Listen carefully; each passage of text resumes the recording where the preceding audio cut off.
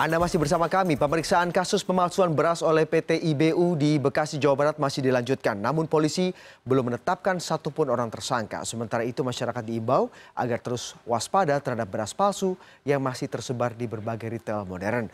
Kadif Humas Polri Irjen Polisi Setio Wasisto mengatakan 15 orang saksi sudah diperiksa oleh Satgas Pangan, namun belum ada yang dinyatakan sebagai tersangka.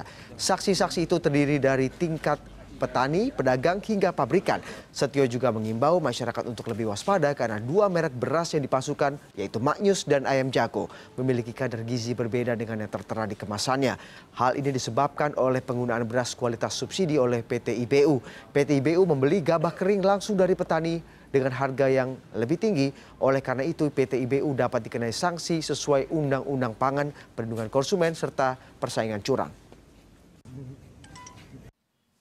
Terkait dengan beras yang di PT IBU memang itu beras IR64, di mana mendapatkan subsidi, petani mendapat subsidi dari pemerintah untuk benih, kemudian pupuk, kemudian obat-obatan.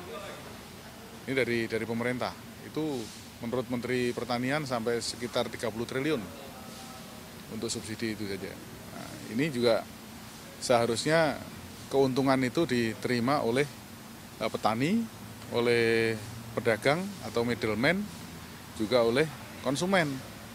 Intinya kalau saya boleh mengatakan keuntungan, margin profit yang terdistribusi dengan wajar menuju ekonomi yang berkeadilan.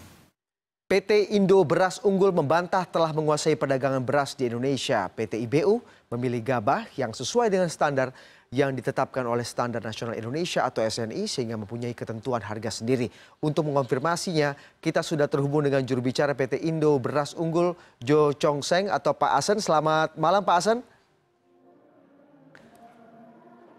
Selamat malam Mas Budi. Ya Pak Asen, langsung saja kami akan mengkonfirmasi beberapa hal yang selama ini menjadi persepsi di masyarakat. Benarkah perusahaan Anda ini memang mengoplos beras subsidi berkualitas rendah dan kemudian merepackage-nya, kemudian menjual dengan harga yang lebih tinggi atau harga premium gitu?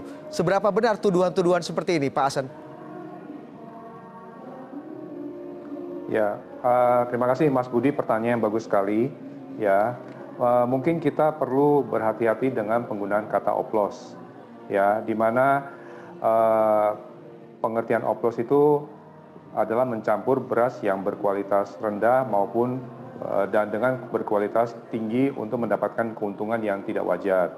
Nah, itu kami tegaskan tidak kami lakukan. Ya, kami membeli gabah dari petani, kelompok tani dari gabah umum yang ada di pasaran. Ya, nah kami memproduksi beras berlabel menggunakan deskripsi mutu standar SNI Indonesia. Ya, dan standar nasional Indonesia ini tidak menentukan deskripsi mutu dari jenis beras, melainkan dari parameter fisik yang ada ukuran-ukurannya. Ya, maka dengan berdasarkan seperti itu, maka kami menentukan standarisasi pembelian dari gabah yang kami beli dari petani yang bisa memenuhi kualitas yang sesuai deskripsi yang distandarkan oleh SNI ini. Begitu Mas Budi. Jadi Anda menolak anggapan bahwa Anda memakai beras kualitas subsidi atau beras subsidi kemudian mempackage-nya kembali dan menjualnya dengan harga premium dengan klasifikasi atau keterangan gizi dan juga nilai-nilai kandungan yang ada di dalam beras itu berbeda dengan aslinya gitu Pak Asen.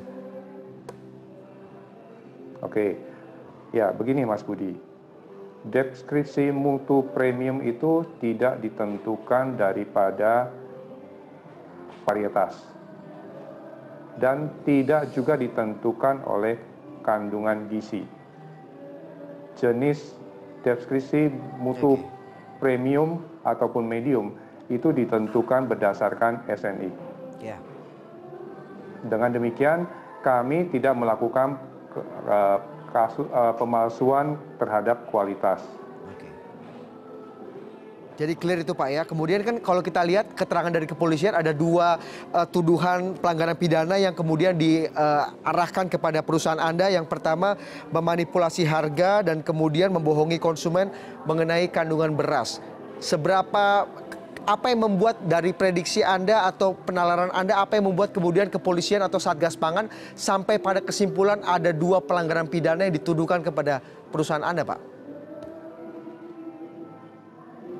Ya, kami tidak berada pada posisi menilai tindakan dari tim Satgas yang dilakukan.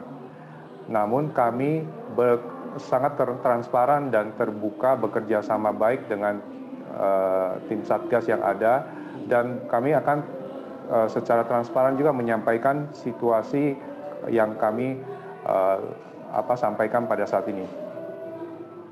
Pak Hasan, apakah betul Pak beras yang ada atau yang Anda jual itu kualitas ataupun kandungan-kandungan yang terdapat dalam beras itu berbeda Pak? Antara fakta di berasnya dengan keterangan yang Anda cantumkan dalam logo atau keterangan dalam bungkus beras itu?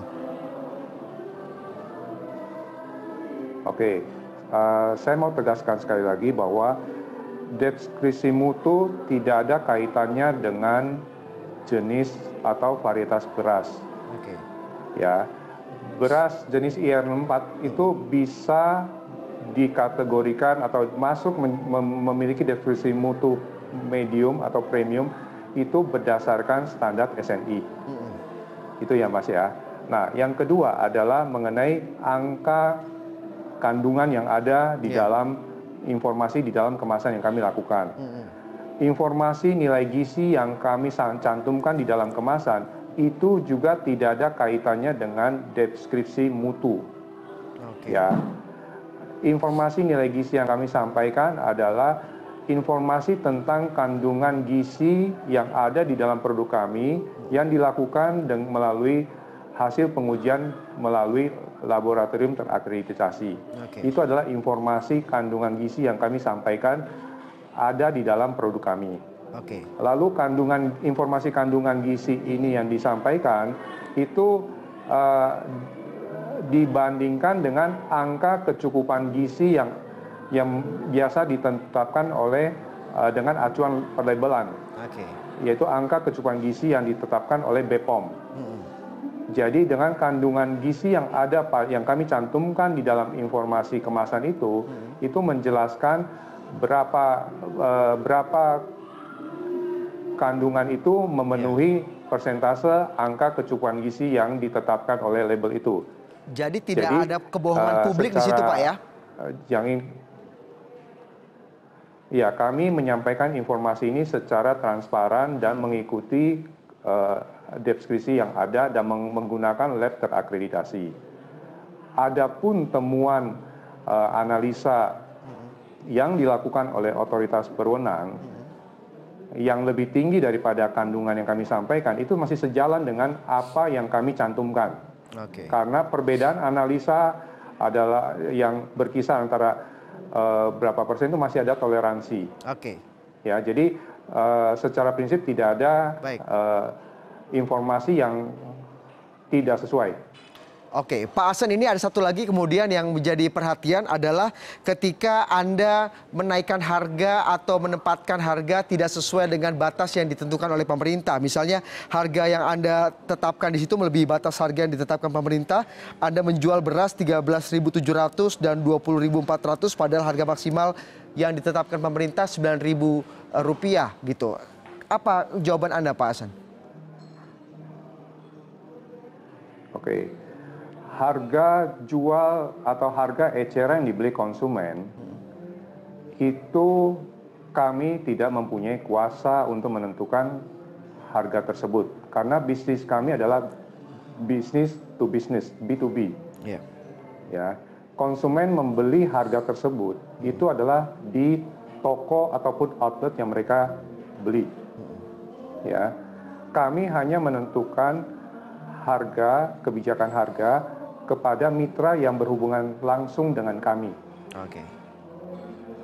Dan kami memberikan pilihan kepada konsumen sesuai dengan deskripsi mutu yang kami sampaikan secara jelas dan transparan ini. Sehingga konsumen mempunyai pilihan untuk membeli beras-beras yang tersedia yang ada di pasar, lalu membandingkan sendiri harganya. Ya, demikian Pak Mas Bayu. Jadi terpulang kepada konsumen lagi ya Pak. Yang terakhir Pak Hasan, apa kira-kira langkah yang akan dilakukan Anda dan perusahaan untuk bisa kemudian langkah hukum mungkin atau mungkin mengembalikan nama baik, karena memang ini menyangkut nama baik perusahaan Anda yang sudah terlanjur cukup berantakan gitu Pak beberapa waktu terakhir pasca apa yang dilakukan atau penggerebekan yang dilakukan oleh Satgas Pangan ini Pak. Ya, secara prinsip kami sangat terbuka dan transparan serta kooperatif dengan segala tindakan yang dilaksanakan oleh Satgas Pangan ini sesuai dengan kewajiban atau tugas yang diberikan kepada mereka. Ya, sebagai perusahaan yang taat hukum, kami tentu akan mengikuti peraturan yang berlaku, gitu Mas Budi. Oke.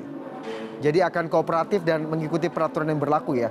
Kemudian yang terakhir sekali Pak Hasan, boleh dijawab juga ini kemudian banyak juga tuduhan atau ada juga tuduhan kepada perusahaan Anda ini melakukan praktek-praktek curang dalam distribusi misalnya atau melakukan oligopoli ataupun monopoli. Bagaimana Anda menjawab anggapan ini? Oke. Baik. Perlu kami sampaikan bahwa kapasitas produksi kami yang berjalan saat ini adalah 4.000 ton per bulan. Ya. Jika dibandingkan dengan total konsumsi beras nasional Indonesia yang jumlahnya sekitar 3 juta ton, ya, tentunya 4.000 ton kami ini jauh dari potensi yang dikatakan ada potensi melakukan kecurangan dan lain-lain. Begitu Mas Budi, jika dibandingkan dengan total keseluruhan konsumsi nasional Indonesia ini. Oke, jadi tuduhan-tuduhan itu dengan sangat clear Anda bantah ya Pak Hasan ya. Kita akan lihat bagaimana perkembangan proses hukumnya dan juga ke depannya Pak Hasan, kami akan terus menanti perkembangan terkait dengan apa yang terjadi pada perusahaan Anda. Terima kasih sekali lagi Pak Hasan atas perbincangannya pada malam hari ini. Iya, terima kasih Mas. Ribuan ton beras yang diduga aspal alias asli tapi palsu di Tenggarai siap diedarkan ke masyarakat. Apa saja bentuk pelanggaran dan bagaimana dampaknya kepada konsumen? Kami akan membahasnya usai jeda berikut ini.